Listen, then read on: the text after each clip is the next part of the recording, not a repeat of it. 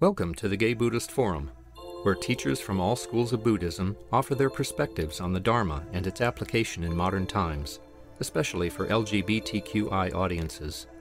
These talks are offered freely to the world and made possible by appreciative listeners. If you would like to support our efforts to share the Dharma with underserved audiences, please visit gaybuddhist.org. There you can donate, find a list of upcoming speakers, or enjoy many hundreds of these recorded talks dating back to 1996.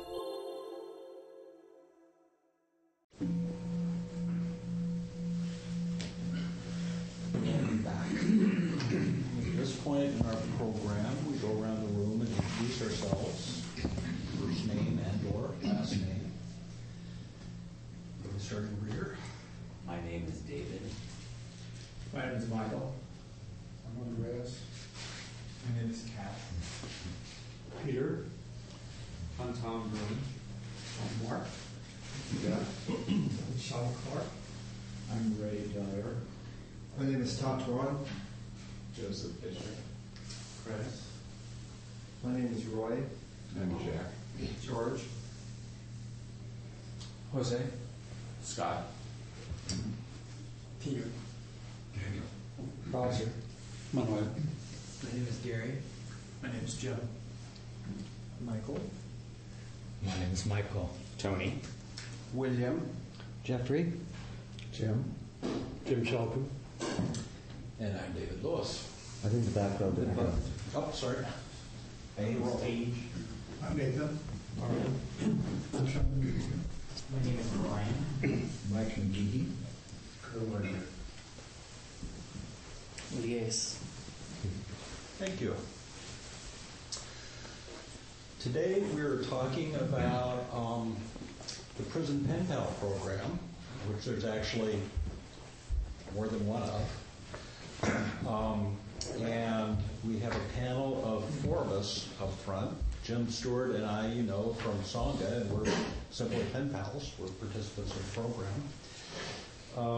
And Jim Shalcombe and Jeffrey Schneider are both associated with the Zen Center. Jim is closest to me, and Jeffrey is over on the far end. And we're all going to just spend a few minutes taking turns, the four of us, talking about our experience with the program and a little bit about how much it operates, or how it operates, and what the difference between the basic Zen Center program and the gay pen pal program that we participate in through our Sangha. And then we're going to open up to questions and discussion and hope to get everybody involved in asking questions and sharing comments about the program. So it's kind of a loose format, but that's what we have in mind. And we're going to start out with Jim Shalcombe, who's, I believe, is one of the founders of both programs? No, actually just the gay portion. Okay. Thank you, David. Hi, everybody. My name is Jim Shalcombe, and I hope it's okay if I read most of this. I'll get through it faster. And actually, I'm delighted to talk about the Prison Pen Pal program because it's something that gives me great joy and also greatly benefits my practice. Today, my portion of the panel discussion is to talk about the creation and the evolution of the gay portion of the Pen Pal program that's housed at San Francisco Zen Center, and also just briefly stating its purpose, which is to provide support for LGBT inmates in beginning or deepening their Buddhist practice while incarcerated. And actually, the Gay Buddhist Fellowship and the San Francisco Zen Center's involvement with prison correspondence goes back a long time. I'm not exactly sure how long, but Don Weber actually started writing inmates, I think, who contacted GBF, and then he brought the program to the Zen Center. And I'm not sure how long ago that was, but quite a while. I learned about the program and started writing my pen pal, whose name is Michael, about 4.5 years ago. And I suggested it. I'm also a member of the Gay Buddhist Sangha, so I suggested that program to the Gay Buddhist Sangha. In 2008, Lee Lip, who was then the Zen Center outreach coordinator, suggested perhaps that a collaboration among all of our groups might create something very unique, and that is an exclusive LGBT prison correspondence program, which I believe is the first in the world. I don't know of any others exclusively gay. Accordingly, Lee, representing the Zen Center, Bruein from your organization, and myself from GBS, met and formed the first pen pal network. Quickly, many loving and kind folks jumped in helping making this a reality, and David Lewis and Don Mohideen and Tom Bruein, and there's probably many others that I'm not mentioning, so forgive me if I haven't mentioned your name. But we established the framework for the network. We created and enhanced the Yahoo group site, and we began matching LGBT incarcerated brothers and sisters with LGBT volunteer pen pals in the free world. And that's what we're called from the prisoners. From a prisoner's perspective, is we're called free worlders, which I think is a term that captivates or captures the essence of the blessings that we have in our life to be free. Lee ultimately left the role, and Jeffrey Schneider, the Reverend Jeffrey Schneider from the Zen Center, became outreach coordinator, and he's helped us streamline the process and expand the network even further. Initially, I think there were about 5 or 6 of us who were writing gay pen pals through the original program at the Zen Center. Today, there's more than 50, at least 50 or more volunteers who are writing more than 100 LGBT prisoners in practically every state. And our volunteers equally come from all over the United States. We do our best to match the inmates with volunteers with the same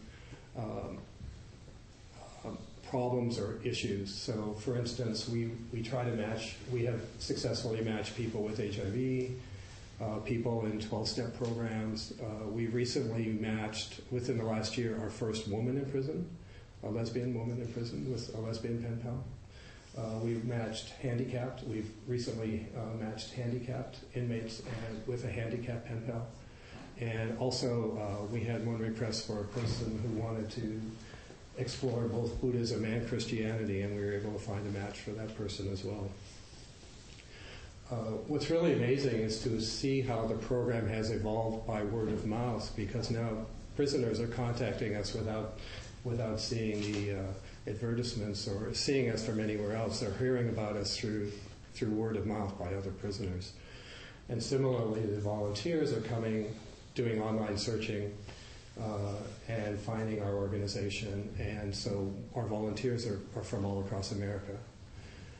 We have had a couple requests from outside of the United States, but we've chosen at this time not to deal internationally yet. It's a little complex to do that.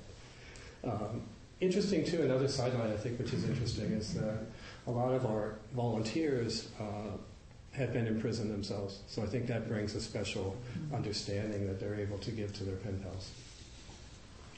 I wonder if I might just ask for a show of hands of folks who have written prisoners or who are currently writing prisoners here.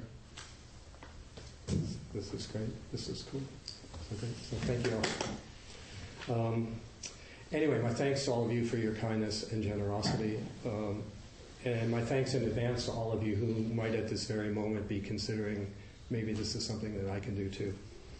So in that, I'm going to conclude then and turn it over to the outreach coordinator, Reverend Jeffrey Schneider from the San Francisco Zen Center.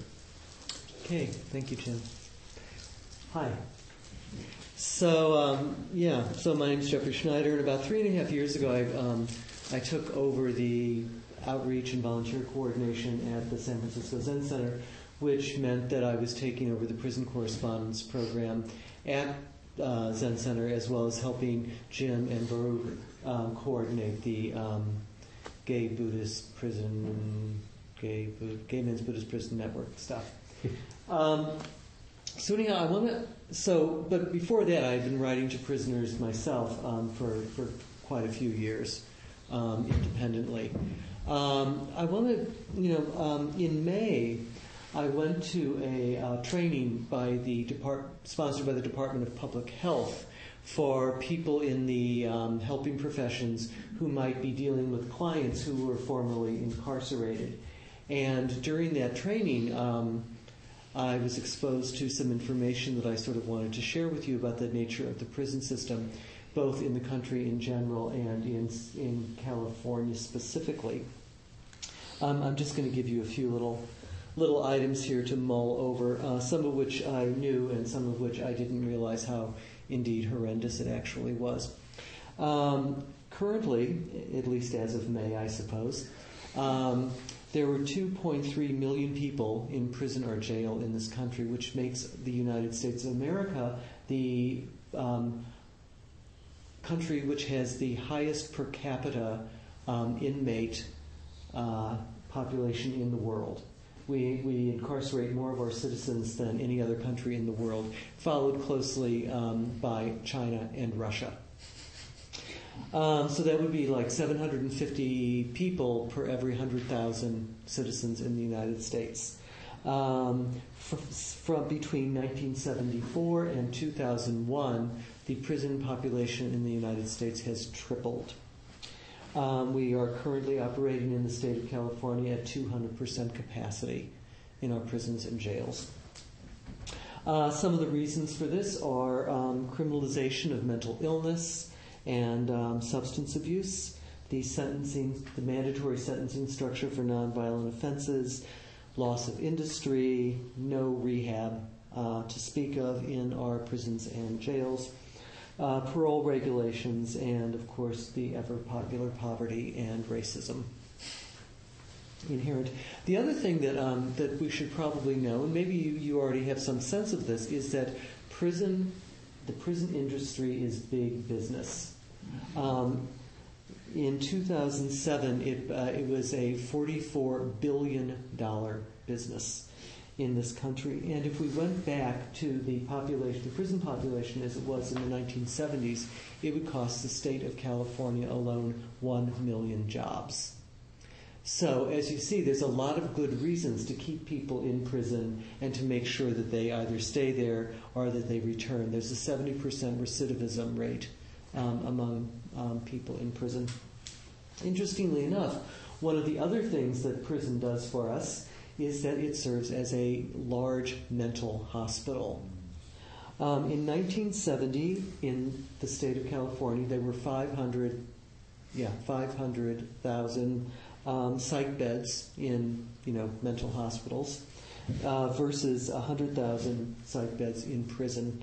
In 1991, that had gone down to only 100,000 psych beds available in the public health world, as opposed to 1,200,000 psych beds in prisons. We are using the prisons as a basic way of, the word that came to mind was treating our people with chronic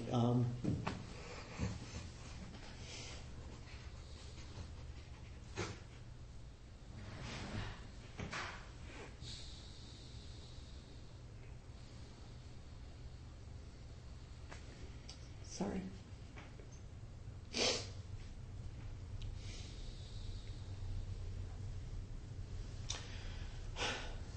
Not treating, but warehousing.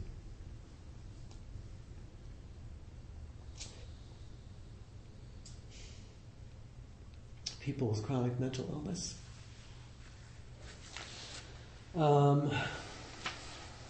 So anyhow, as I said, recidivism is at 70%.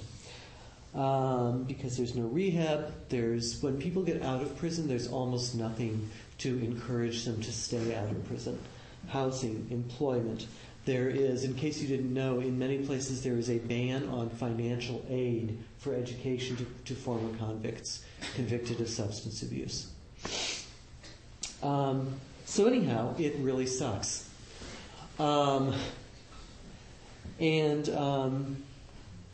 As individuals, there's not so much we can do about it unless we choose to become politically active. However, as individuals, we can reach out on a one-to-one basis. As Jim said, we're fortunate. As I said, I've been writing to prisoners for a long time, and sometimes I have a number of people that I write, as well as being the coordinator of the program and trying to find prison pen pals. I write to a number of them, and I have to say it runs the range. Some people just write to us because they're hoping that somebody will write back to them, and their interest in their practice of Buddhism is pretty minimal. Some of them are incredibly. There are some men in there who.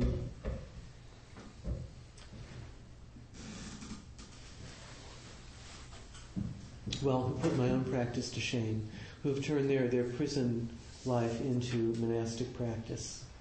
A good friend of mine and a truly inspiring man was a man, a priest at the Zen Center, a gay Buddhist priest named John King.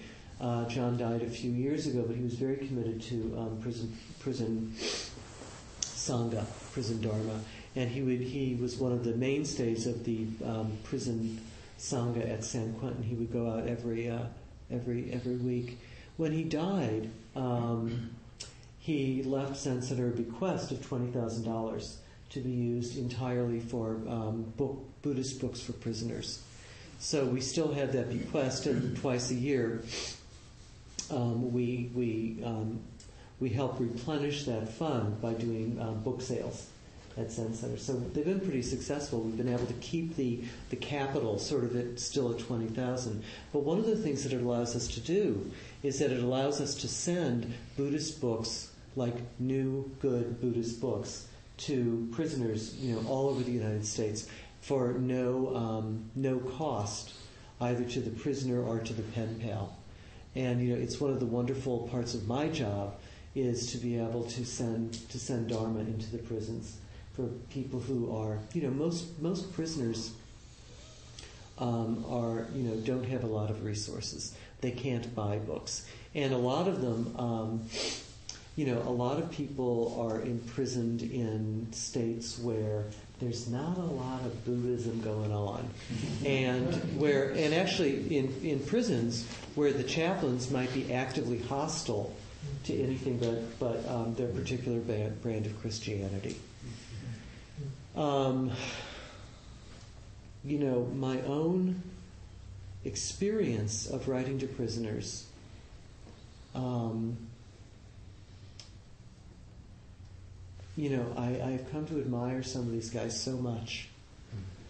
And it's not to say that everybody, that everybody you write is going to be like a sterling example of, Buddhist practice in prison. Some of them are scammers. Some, I've had people that I've had to draw very clear boundaries with. But I ask myself, what would it be like to be in prison where I need everything and I can't get it through my own, efforts. I can only rely on the kindness of strangers. So, the need is there. There are, as Jim said, we basically have two programs that sort of interact a lot. There's the, Gay Men's Buddhist Prison Network, where prisoners who are gay, write to us, and then there's the one that we do at Zen Center, which is, for anybody. Some of the prisoners will be gay, most of them are straight. We've got oddly enough, just a handful of women who write to us, and we do have people writing us from all over the country, and we do have people who have offered to write.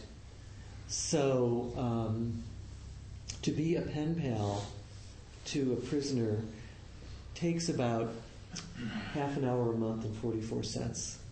So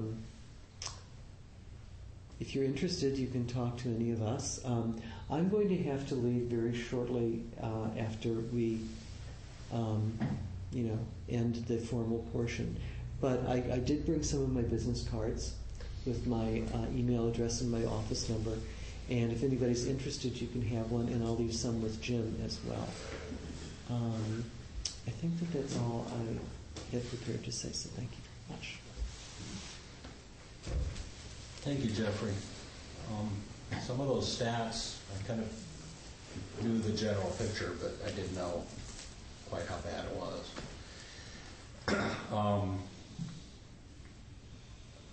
It's clear that our nation does not treat prisoners compassionately. That's not an element in our the way we administer our prisons. But that's something that we can do as individuals, so we can offer that compassion, and that's an important Buddhist practice. And I think for me, that's one of the, just speaking about what I get out of the program as a correspondent, is sharing that compassion is really an important part of my practice, an important part of my life. As Jeffrey said, it's not easy being a prisoner. It's even more not easy for a lot of people being a Buddhist prisoner, and it's not easy being a gay prisoner. Bruein, who many of you know and was not able to be here this morning because he had to work today, is kind of the administrator for our part, the GBF part of the program. And he put it out to his a couple of the prisoners that he writes to and said, we're going to be having this discussion at our Sangha. Do you have any feedback for members of the Sangha? So he actually got a response from one of his prisoners, and I'd just like to read a paragraph from his letter with his permission.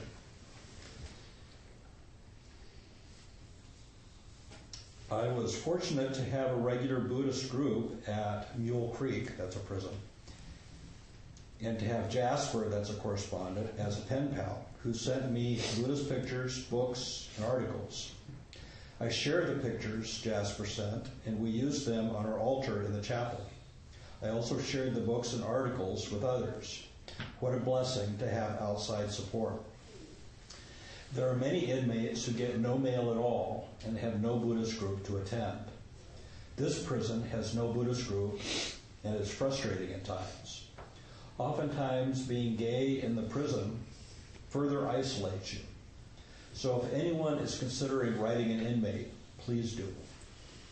The support places seeds of goodness that will grow within the garden of love and compassion. So there's a real need, and word is getting spread within the prisons, and I believe we have more prisoners than we have correspondents. We can always use new people. I would just like to say one thing that people, when we've talked about this before, that people have said to me is, well, gee, I'm not an authority on Buddhism, or I don't feel like I've got the capacity to be giving someone advice. I would say that should not be an issue for you. I happen to have been talking to another volunteer correspondent who said that his prison pen pal is his teacher, that it works the other way around too. So I wouldn't waste too much energy if you're thinking about volunteering for this program, worrying about whether you have the capacity or the knowledge or the background. Just sharing your own experience and your practice is, I think, what's probably most wanted from our prison pen pals. I have had at times as many as 5 pen pals, and they're all different. They're all different in their experience. I've had pen pals that kind of wanted to address the gay issues in their lives more, and other pen pals that really wanted to talk about Dharma. Some that wanted advice and feedback. And if it's something that I didn't know about or couldn't address, I did my best to find out. And I would send them a book if I wasn't able to talk about. For instance, I had a pen pal that wanted to talk about, that wanted to balance their Jewish heritage and practice with their Buddhist practice. Not being Jewish, I happen to know that Sylvia Boorstein wrote a book about that very thing, and he got Sylvia's book. So there's resources out there. We actually have a Yahoo website for the gay program where we can share ideas and resources. So if you're if you get a question from a prisoner that you don't know how to address, or if you want to know what someone's experience is, or just ask for advice, you can put it out there on the Yahoo site and the Yahoo group and get some feedback. So as Jeffrey said, it's not a big commitment. It's maybe a half an hour a month, and I can tell you from personal experience that it's a half hour well spent. It just adds great meaning to my life, and it reminds me of all the men and women that are incarcerated in this country that have no support, no one to talk to, and very often no spiritual resources. They really need us, and we make a very big difference in their lives.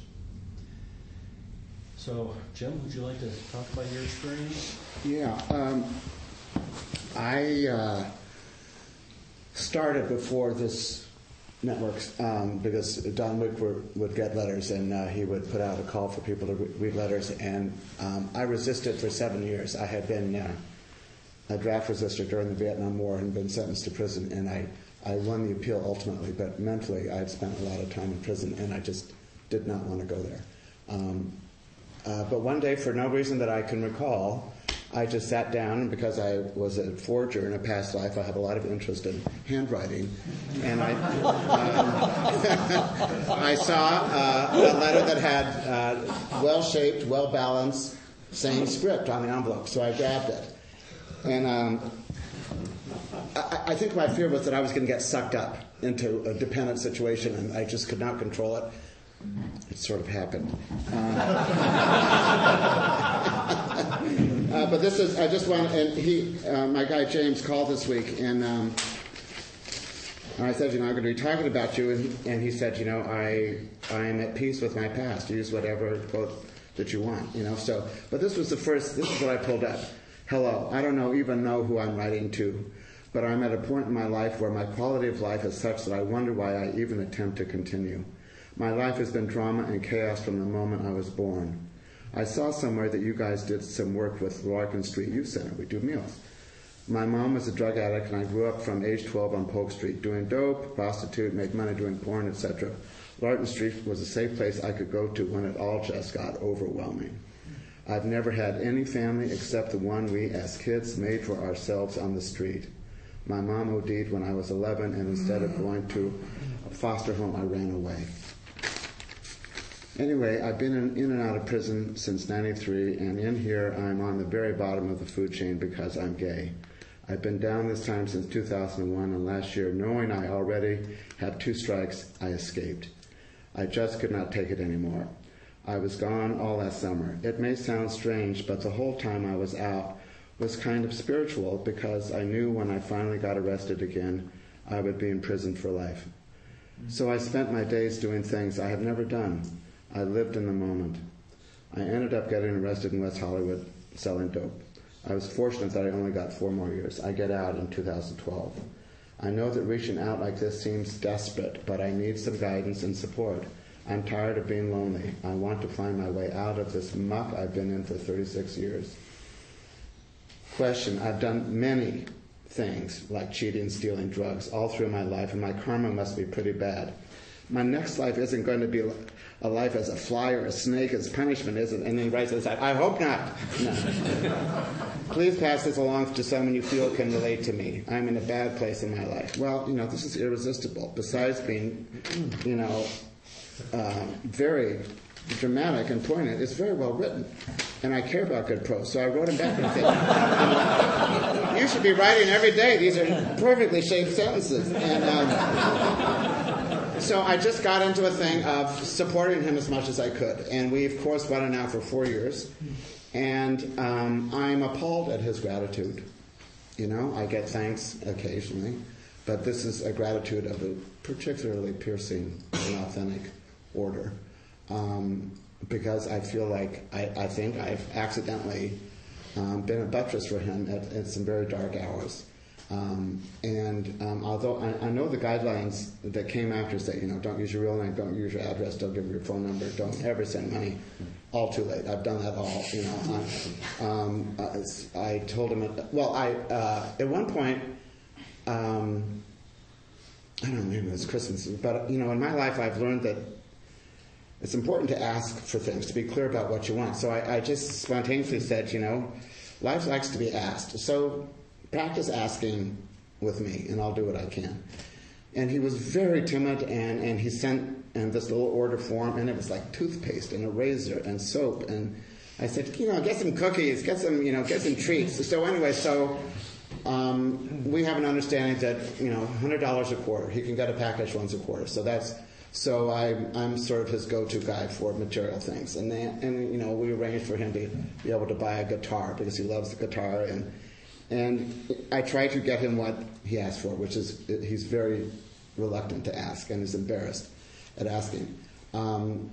I find him, once he described as a 12-year-old, he was in a foster home in Santa Cruz, and he says, I was fucking my foster dad, so I didn't have to worry about going to school.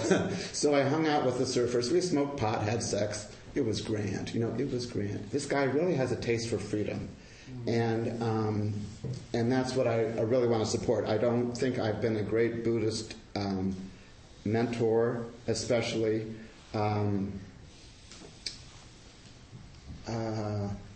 Although I initially tried to teach him how to meditate, and I told him about the metta prayer, which he does use because there's so many difficult people in prison. Mm-hmm. And once he asked for a nice copy of the Eightfold Path, so I found one and sent it to him. He's been moved around, but he finally got moved to a prison at Ione, which is a pretty good prison, and near Sacramento. So we set up, so I went out to meet him. This was a couple years ago. And we had a very pleasant, a little awkward, here we are sort of, he wants to know of other life other than this prison thing. Tell me about your life. Tell me what's going on. And he's embarrassed that he doesn't have more interesting stuff to relay. But anyway, I went, and he's just he's a survivor. He has unbelievable life force, and he's got a lot of courage, and he has resilience. He has come up from many things, and he has a sense for freedom. And he, because of his substance problems, he got training in prison to be a leader of workshops through the Walden House training. And so he's had positions of leadership throughout his time in prison when he doesn't escape and lose all his privileges and stuff. And I asked him, I said, tell me about this escape. And he said, well, I had the best job in prison. I had a computer. I had an office. I was a dispatcher. Then I started making phone calls, then I started going online, and he said, then I just couldn't take it anymore. And I said, so how did you, I was thinking movies. I said, I got a guard's uniform, and I just walked out, and I knew where the vans were, I knew where the keys were, I knew where the credit card was, and he just drove out. And something in me just applauds. I can't help it. I have tried to escape many times myself.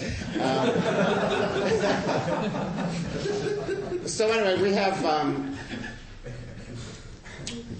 I'm not a good Buddhist, but I tell you, I have felt generosity and compassion and kindness, and even wisdom occasionally come through me to him. In the setup of this relationship. So, the old saying that you can't really teach something. You never really learn something until you try and teach it. And I have found myself discovering knowledge I didn't realize I had about Buddhism and life. And he's getting out. He's going to be. He just called this week, and he he's been interviewed, and he's going to be part of the first batch of guys who are released, hopefully at the end of October. The state is so fucked. It is just, we are all in great shame to be part of the taxpayers that support this horrific prison system. At one point, he was at the top of a triple bunk in a gymnasium filled with guys. We indulge in metaphors of prison, the prisons of the mind and stuff, but, real life prison is really, it's got to be terrible. And yet there's civility. They cook dinner for each other, with their little supplies. They have kindness. And he now has a little vole, a little rodent who's his pet and who he loves.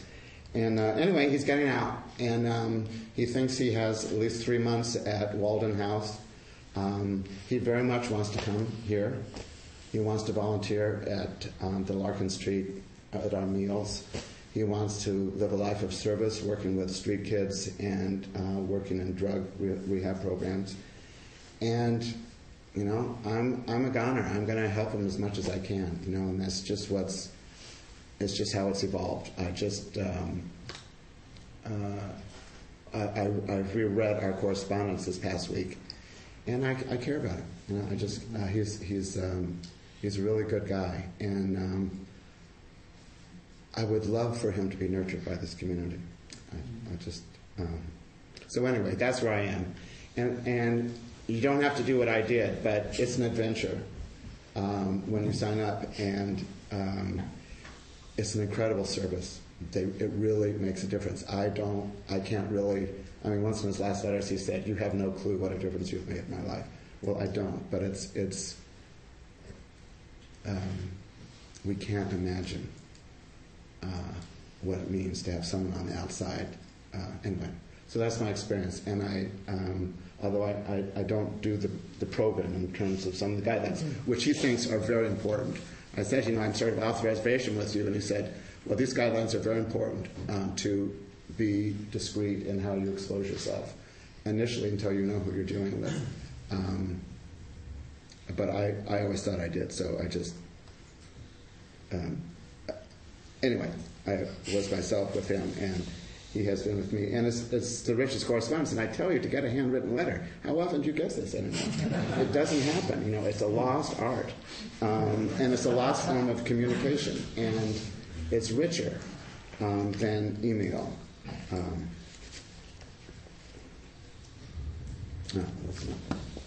Thank you, Jim. So, open it up to you. Do you have questions for any of us? I'm sorry, before we start, Yes. could I just add a couple of things? I just wanted to mention, and I forgot to mention at the beginning, that the way that it works, both for the Zen Center and for the Gay Men's Buddhist Prison Sangha, is if you wish to remain anonymous, you can choose a pseudonym. That goes on file with Jim and me. And all the mail that is sent to you comes to the Zen Center, and then I forward it to you.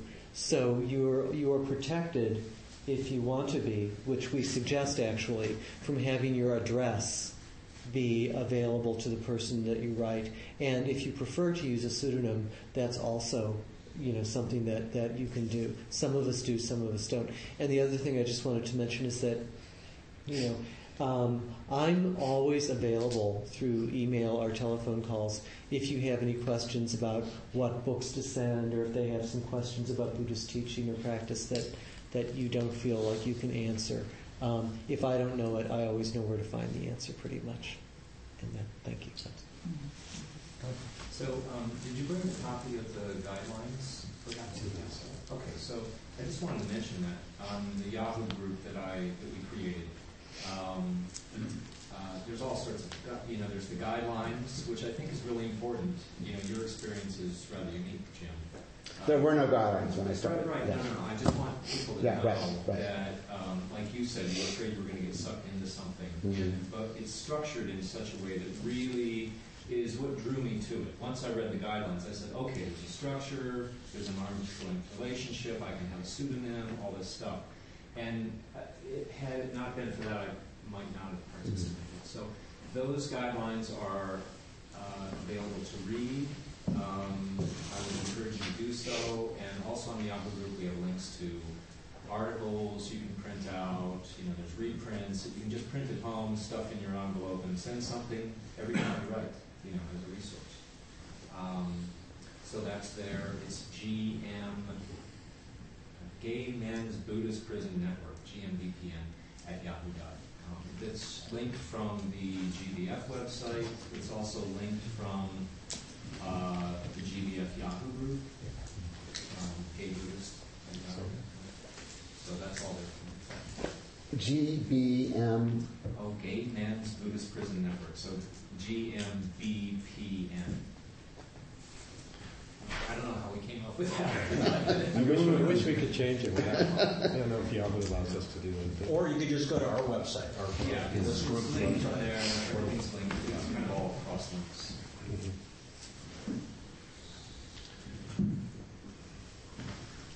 Yes.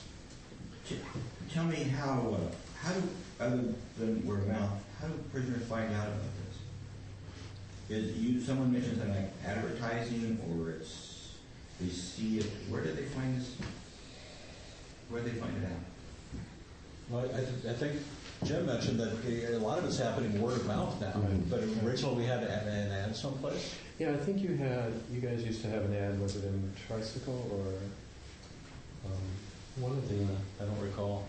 So it's just within the literature, public literature that they might have access to. Right. Do prisoners have access routinely to the internet? No. But some of these prisons, believe it or not, some of them have Dharma groups, and volunteers from outside the community go in and lead Dharma groups. Some of them don't. But it's my experience with a couple of my prisoners that if I send them a book or something, they always say they end up sharing it with somebody. So, word gets around if they're lucky enough to have a Dharma group in their prison. If there's not a Dharma group, that's all the more need for people like us. And the GBF newsletter somehow is in these prisons. I don't quite know how that happens. Yeah. Probably we send it to so many prisoners. Yeah, well, that's how I guess it. Yeah. It might be a prisoner's particular personal story that might draw, my response. Is there a way to kind of get a sense of who some of these people are individually before sort of deciding whether to sign up as a pen pal or not? No. I mean, that would be a level of complexity that we haven't even begun to think about. It's basically sort of on, a first come, first served basis. How do you do it, Jim? Well, I was just going to say, we do have introductory letters. They write us and request a pen pal, and it can be as simple as 2 sentences. I heard about your program, can I have a pen pal? Mm-hmm. Or it can be something as beautiful as the letter that Jim wrote. So you do have a sense a little bit about, they may share something in their initial letter.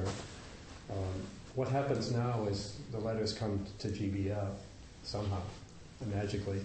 And then Baruch sends them to me, and then I'm the middleman right now, so I write all the prisoners that don't have any pen pals. So sometimes I have 10 and 12 pen pals that are waiting for volunteers. So I know a little bit, and sometimes if a person comes to me, I can try to do, like I say, I try to do the best I can to match them with someone that might. But more than anything, it's a compassionate service, and as Jeffrey said, we basically try to just take the people that have been waiting longest and match them with the first volunteer that comes. What I often do, I'm sorry, what? Actually, about a month or so ago, I sent out an impassioned letter and got 11 volunteers, so I got caught up. Mm-hmm. But I had 11 people. So what I usually do is if the letter comes to me and somebody wants a pen pal, I'll usually send him, I'll send him some articles, a letter response, and then if he hasn't, what I'll do is say, please write back and tell me a little bit about yourself and your interest in Buddhism, so that when the letter goes out to the new volunteer correspondent, that person will have a little bit of background on the person. But it's kind of like we don't have like a way for people to pick and choose the prisoners that they want to write. And they try to pick and choose you guys too. I want somebody between 30 and 35. Generous. Well, I have to dig back into my memory for this experience, but I think it was like in the 70s. Somehow or the other, I started writing to a prisoner. I don't remember how it came about. And it was a pretty good experience. And it developed into, I was on my way to Southern California, and he was at San Luis Obispo. And I went to visit him. And so that was fine, but in the conversation, I believe he asked me if I would bring some marijuana in. Oh. And that was just like, we left on good terms, but we left because I wasn't going to get involved in that. And I think a little bit like Jim, my experience with it, maybe a little codependency could come into it if I got involved in something like that. And I don't want to do that. But I mean, that would be my reservation, about disciplining myself as well. I would love to, be assistance to someone like that. But it would be like that kind of thing and not getting too involved in that way. I'd probably get involved like you did. You would. Well, I had a pen pal whose initial letter was, extremely moving, and I found myself going there with him, and at some point I said, this is not healthy for me or for him. So I wrote him. I said, look, what I can offer you is my friendship, my correspondence, and to share Dharma with you. And if that's not good enough, and if that's not enough, then that's, it's up to you. And I never heard back from him again. Yeah. And so I think it is, we do have to put up, not barriers, but we have to be clear with ourselves what we're willing to do, what we're not willing to do, and then make that very clear to the other person. Because it's about boundaries, I think. It's about boundaries, but it's also about if I were in prison with no resources whatsoever, and I saw somebody outside who, from at least my point of view, has infinite resources, I would probably ask. Yeah. So, and one other thing about the guidelines is it goes to them also. The exact same guidelines are on both ends, and they have to agree to abide by those. So you're never in a position where you have to say, well, I can't, like trying to explain your way out of something they're requesting. You just say, oh, you know what, that's covered in the guidelines, so we can't do that. I've never had anyone violate any of those guidelines. I've written 5 different individuals now, and not a single one of them so far. It hasn't been real long term, but no one's violated the guidelines so far. When you mentioned earlier that you sometimes match up a prisoner and the outside correspondent with some life experience or something that's in common, like I think you said HIV or a little bit other things that they've both gone through. I was wondering if you don't, when you start corresponding, you don't get to know the person's history, or pick and choose, as you said. How do you match up those kind of commonalities? Then it's just, if I don't have any information, then I just do the best I can with who's ever on the top of the list matching. I just do a straight match. Sometimes I just happen to have more information than other times. Do sometimes the person who's volunteering to be a pen pal say, I was a foster youth, or I was this, or I was that, and maybe I could help someone in prison that has this. Sometimes they do, but I don't hold them back until I can find the exact person with that experience. To be honest, most of the time I don't know much more about the volunteers than I do about the pen pals. We don't have an application form that lists your life experiences. So I wish that would be nice. But like the handicapped person, I wanted to share a little bit of one of his letters. He was a young man. I think he was 23. Had a stroke in prison, and the first letter that I got from him was written like a child. His handwriting was so bad, and it just would break your heart. But I happened to have a friend that was disabled with heart disease, and so I asked him if he would take this person as a pen pal, and it worked out that I was able to match them together. So that was just like really sweet that I could match someone that really understood what he was going through. But if I may, I just want to read I just happened to get a letter from him the other day, and he says, "I fell off my bunk and hurt my back, and I have been treated badly ever since. The officers have been making fun of my handicaps. Yesterday, an officer poured milk on me and kicked me out of the cafeteria because I was eating my food too slow. They only give us 3 to 4 minutes to eat." So you hear these stories that just break your heart with these kids. And 23 years old, he's handicapped, in prison, and gay. So, but anyway, we do our best to match them, and it's really sweet when we can find someone that can actually understand what they're going through a little bit better. Any other questions? I just want to thank you guys for being here and sharing your experiences. It's very powerful to witness your service and compassion.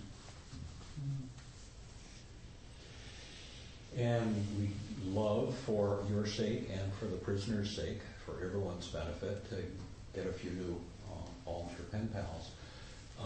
As Jeffrey said, he left a pile of cards out there. I also created a sign-up list next to where we sign up for the mailing list. So feel free to leave your name and email there, and we'll get it to either Baruch or Jeffrey.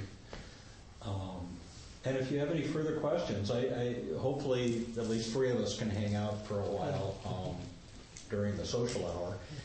And then just keep in mind that Baruch Golden, who is our contact person for this program, is here often, and I'm here maybe not quite as often, and Jim's here quite often. We all support each other, and Tom, and we'll all support each other in this program. So, please join us if you have an interest, and please keep on asking questions. But we have to cut off this part of asking questions because it's time for us to break up and move to our social hour. But before we do, are there any general announcements anyone has to make?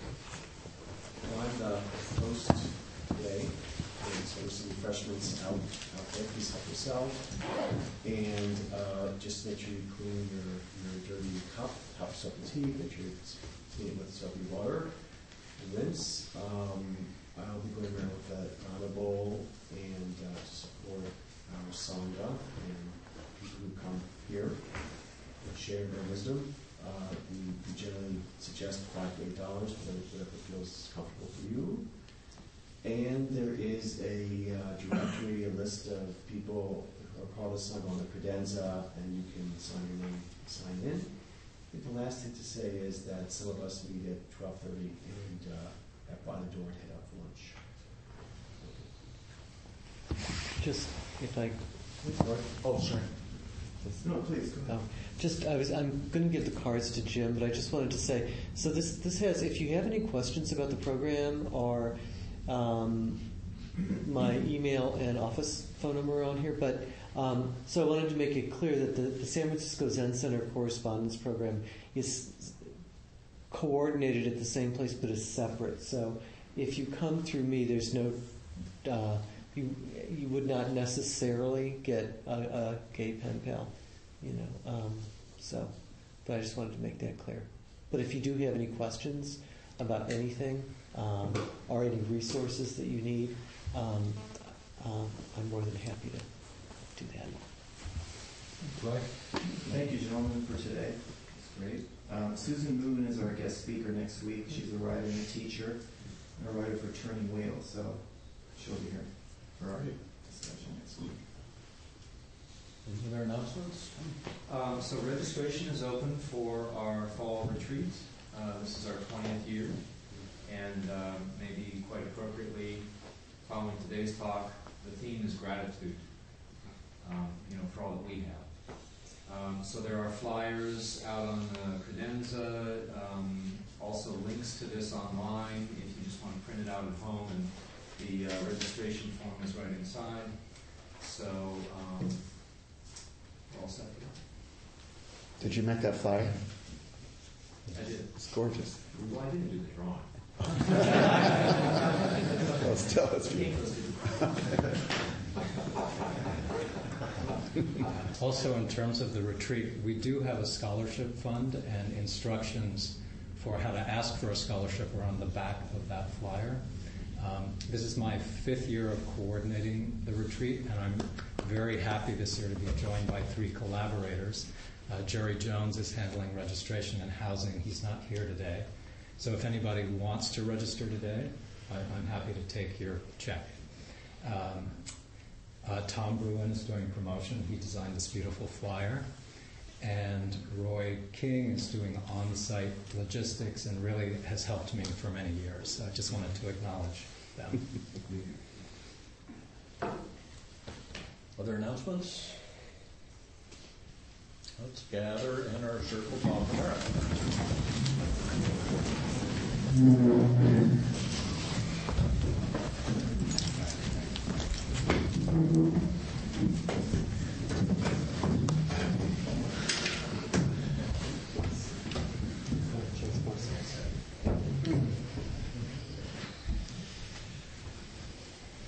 So every week we gather in a circle to offer the merit of our practice to generally all beings. And I'd like to today to particularly focus the merit of our practice on all incarcerated beings. In the state of California, in the United States of America, Mexico, South America, Africa, China, Russia, Europe. Let's send the merit of our practice today out to prisoners everywhere. Thank you.